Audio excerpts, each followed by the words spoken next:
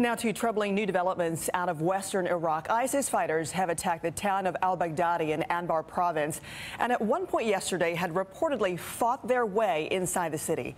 NBC has learned that this morning that Iraqi security forces still control the town, but ISIS is on the outskirts. Iraqi forces backed by U.S. Apache helicopters were able to push ISIS back. White House Press Secretary Josh Earnest told Morning Joe the strategy is working. So far, given the pace of success that we've seen in the first 6 months of this strategy, we would anticipate that 3 years from now, the threat that is posed by ISIL will look different than it looks now. And one big reason to watch this, there is an air base just outside of town that's home to about 400 U.S. Marines training Iraqi forces. In fact, NBC just learned that would-be suicide bombers actually penetrated the base perimeter, but they were killed by Iraqi guards.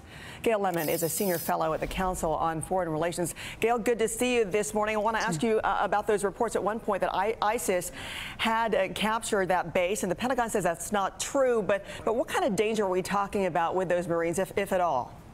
Well, I mean, I think that this has been going on for months in terms of what's happening in Baghdad and there. I mean, there is combat that's going on around there, just that the United States is not involved in it directly. And I think that we are seeing a real push to really make sure that the American public knows American forces are not in direct danger, but there is certainly war going on around them. And that has always been the risk of putting forces in Iraq.